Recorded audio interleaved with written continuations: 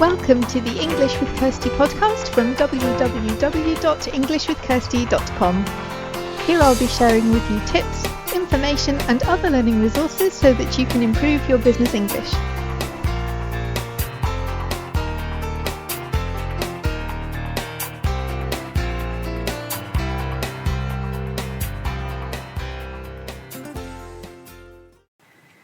Hi and welcome to episode 228 of the English with Kirsty podcast.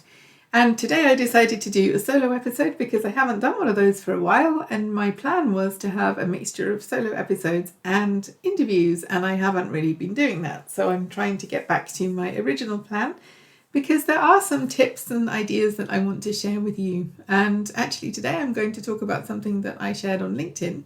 So if you are interested in getting more bite-sized tips and pieces of information about learning English, then LinkedIn is really the place to find me nowadays. I have profiles in other places, but it's the main place where I spend time. So if you want to connect with me there, then look for Kirsty Wolf, and I can't imagine there are so many Kirsty Wolfs on LinkedIn who teach English, but I will also include my link in the show notes page, which for this episode will be englishwithkirsty.com/podcast/episode 228.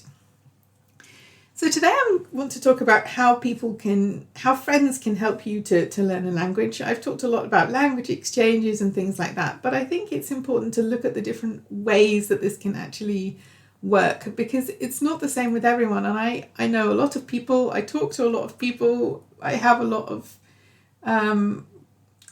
not all of them are friends, I wouldn't say, but a lot of people that I know, some of them are friends in different places for my different languages, and they don't all work in the same way. The way these kind of the communication that happens, the relationships, it doesn't all work in the same way. So I wanted to talk about some of the things that have worked for me. These are all things that you can try, but they're also all things that I have done or am doing with my different languages. And so I just want to talk about them because some of them are a bit more unusual and you may not have thought of them. So the first one is to find people who speak your language, and not even to think about the idea of a language exchange, but to just have people with whom you speak in the language that you want to learn. This doesn't really work very well at the beginning because you don't have enough vocabulary to express yourself. It's potentially a little bit boring for the other people if you only know how to say what your name is, something like that. I find it that way anyway. I don't want to be that person who can't really participate. But for as soon as you get to the level where you can express your ideas, maybe you don't have all the words that you need, but you can take part in a conversation, then it's really good to find people who speak the language that you're learning, and not necessarily just to think about a language exchange, because then you have to find time for both languages, you have to make sure it's fair, you have to do all of these things, which are fine, but sometimes it's really good to have people who expect you to speak the other language all the time. So that's not an exchange, that's something where you either have an interest in common, or you're doing something together, or you're just friends. I have a number of people for German and Romanian with whom I only speak that language, and that's good because it really makes you think. And sometimes you will get to the end of the vocabulary that you know. Like I had that situation with car vocabulary. I mean, my car vocabulary in English isn't the best because I don't drive, but I realised with Romanian there were things that I definitely didn't know.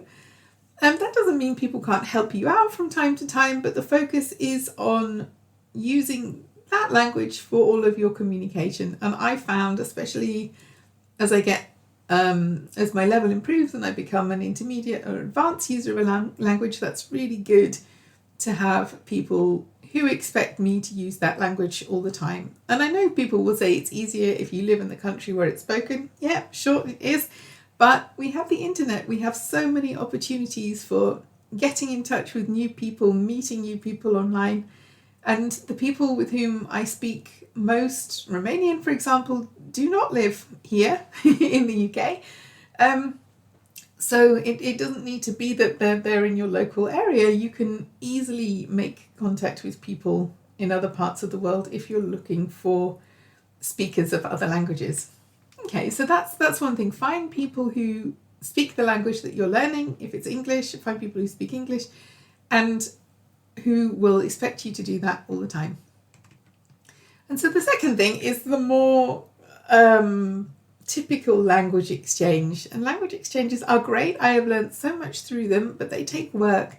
And some of them don't last a long time. I have some language exchange or people who were originally language exchange partners and who are now friends. But I've had a lot of exchange partners, and sometimes it just doesn't. They're meant for a time, they're not meant forever, because at some point you may run out of things to talk about, or you just find that you as people don't connect in the same way. So but sometimes it works really well. But this is something that I've also done. I have people with whom I have this more traditional language exchange set up, where we speak one language one time and another language another time, so that they can learn and I can learn as well. And it's good because you're both benefiting. Hopefully you like each other as well, because that makes the conversation a lot easier, but you're both benefiting from the exchange.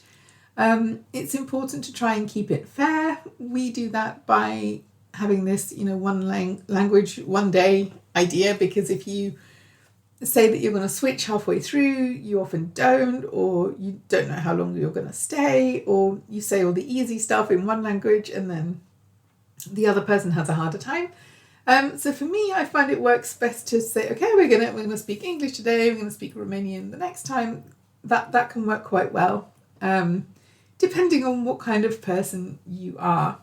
Because the third way of doing this is to have a language exchange, but to swap, to practice switching really quickly between the languages, or to say things in both languages, and to use whatever language feels good at the time, to be a lot more kind of free and open with it. The only thing there is that you do have to watch that you do actually use both languages and not just the one that's easier for communication, because we as humans like to do that, and that's not so fair for the person who's trying to learn the other language, or the person whose language skills are not quite as advanced, or even the person who isn't as confident.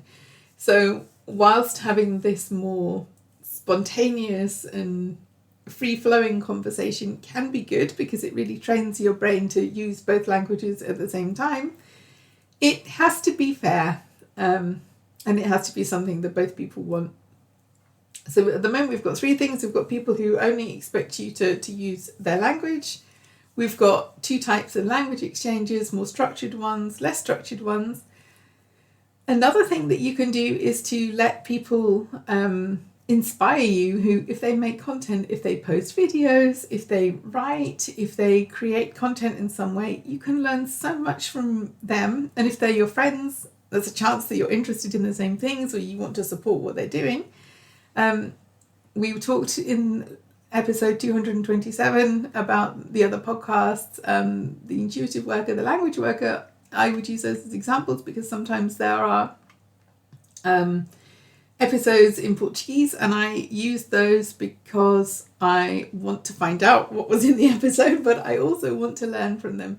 And I will, pay attention to look things up if I don't understand them, or take time to understand them, because this is content created by my friend, and I want to understand it.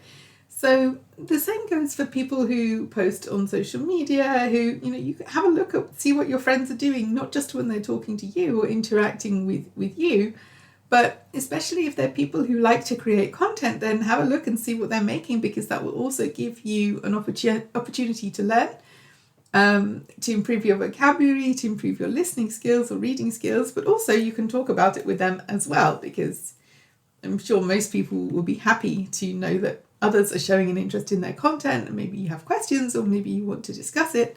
But it's a way to get real language that you can use for learning, because one of the problems when you're learning a language is some of the content that's created is just for learners. But I also think as soon as possible, it's really good to be exposed to real, authentic language, because that's what people use in their everyday lives. So see what your friends are doing, and they can also help you to learn by inspiring you, and by you consuming their content and learning with their content.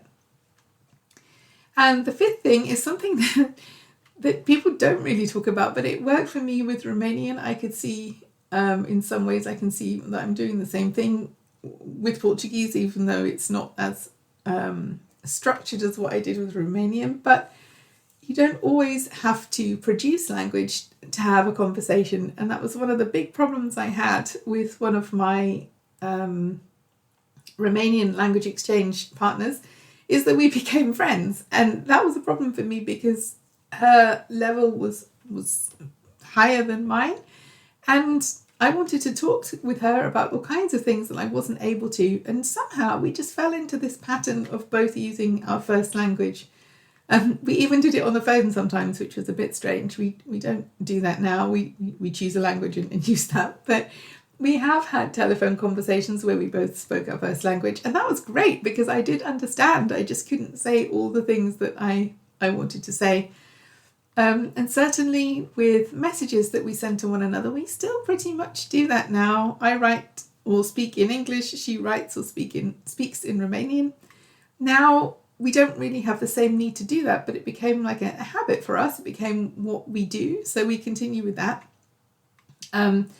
For her, it was helpful because she wanted to practice listening to real English, to develop her listening skills.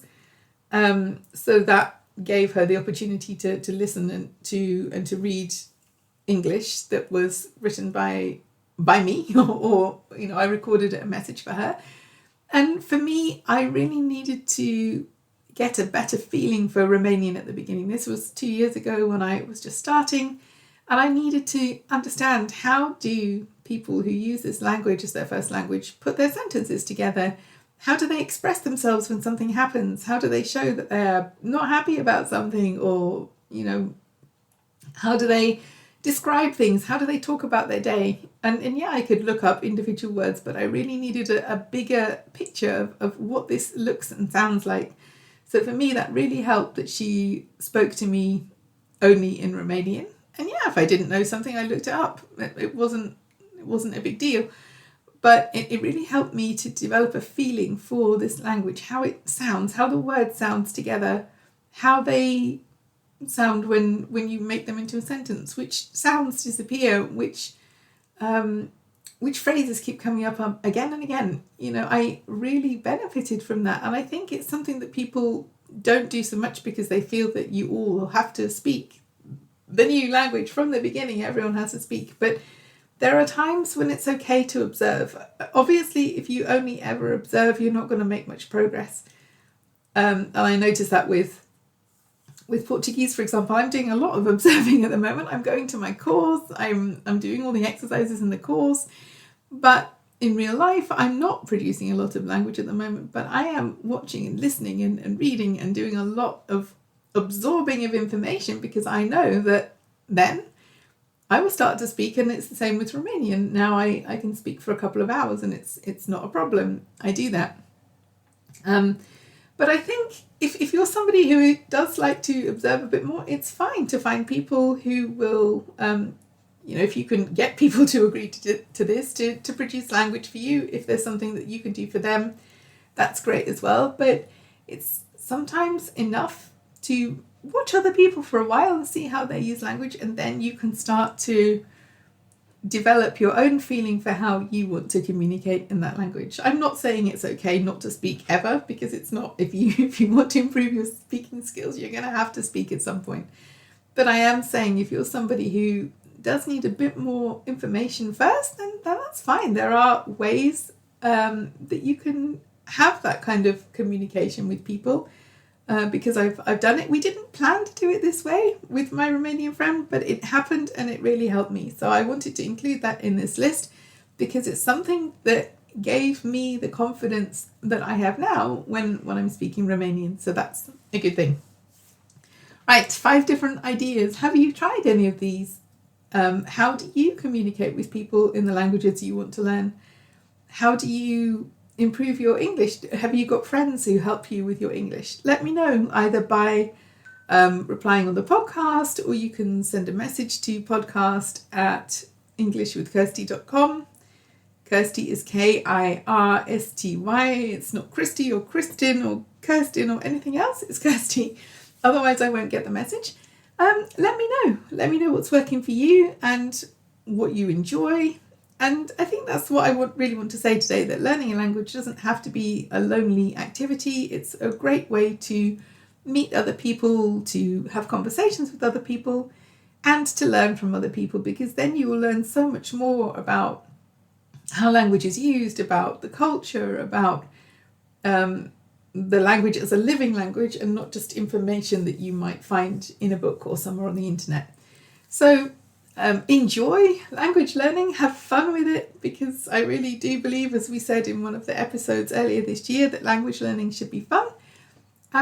Let me know your experiences and I'll be back again soon. Have a good week and have fun learning English.